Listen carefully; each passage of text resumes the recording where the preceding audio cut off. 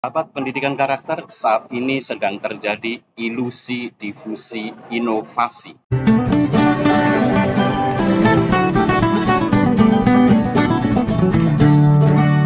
Tanya Pak Doni saja. Nadiem Makarim percaya bahwa keberadaan masa kritis guru penggerak dan kepala sekolah penggerak akan menggerakkan roda transformasi pendidikan nasional. Ketika jumlah mereka mencapai masa kritis, maka diharapkan transformasi pendidikan akan berjalan dengan sendirinya dan tidak akan terhentikan. Teori difusi inovasi yang mengandalkan keberadaan guru penggerak dan sekolah penggerak ini secara moral dipertanyakan. Karena pendidikan itu berurusan dengan orang, bukan berurusan dengan produk ataupun barang.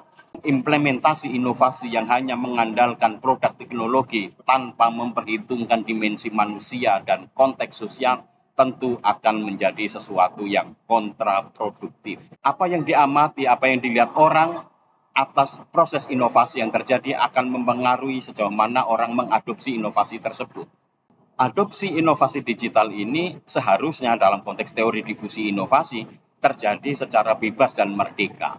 Tetapi faktanya apa? Guru-guru penggerak yang melaksanakan platform Merdeka Mengajar hampir semuanya terbentuk karena ada sebuah sistem yang memaksa mereka mempergunakan teknologi digital. Sementara itu, guru-guru yang lain masih menunggu dulu apakah memang menggunakan platform Merdeka Mengajar akan meningkatkan performa mereka di dalam mengajar atau tidak.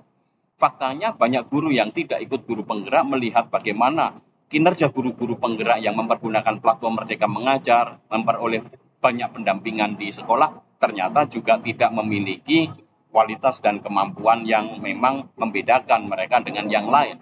Para guru akhirnya memilih lebih baik saya tidak ikut memakai platform Merdeka Mengajar karena saya fokus kepada hal yang lebih penting daripada sekedar mempergunakan platform Merdeka Mengajar dalam rangka proses pengembangan pendidikan. Mereka lebih mengadopsi tujuan yang saat ini mereka lakukan daripada mengadopsi inovasi yang bagi mereka sebenarnya belum jelas tujuan dan arahnya.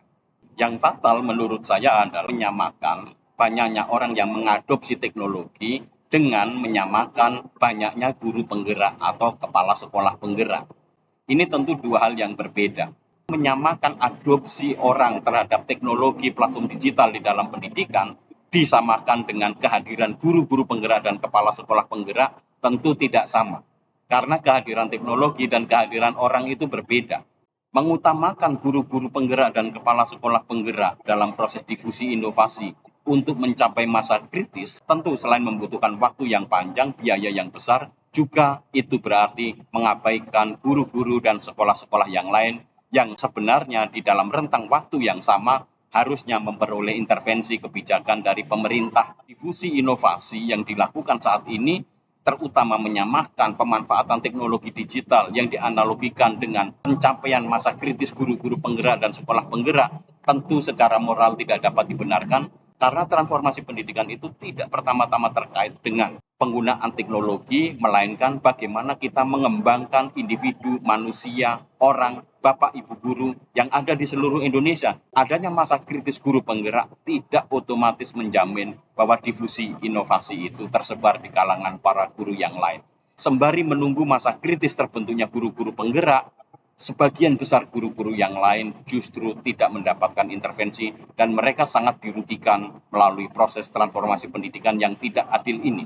Ketika tidak ada persamaan, ketika tidak ada kesempatan yang sama bagi orang-orang untuk mengikuti atau mengadopsi proses inovasi ini, maka yang terjadi adalah semakin lebarnya ketimpangan-ketimpangan karena perbedaan sosioekonomik, sarana prasarana, lingkungan sosial, budaya yang berbeda tentu akan melahirkan resistensi-resistensi dan perbedaan serta kecepatan seseorang untuk melihat apa maknanya, apa untungnya proses inovasi yang dilakukan baik sebagai individu maupun sebagai komunitas.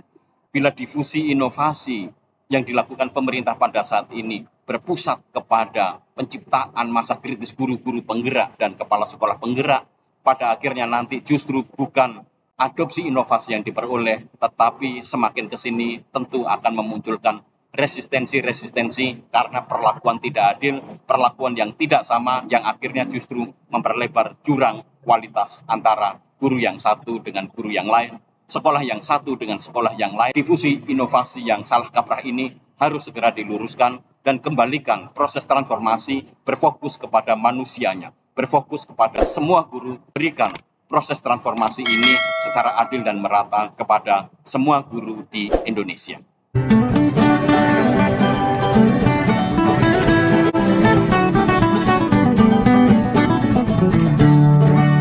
Tanya Pak Doni saja.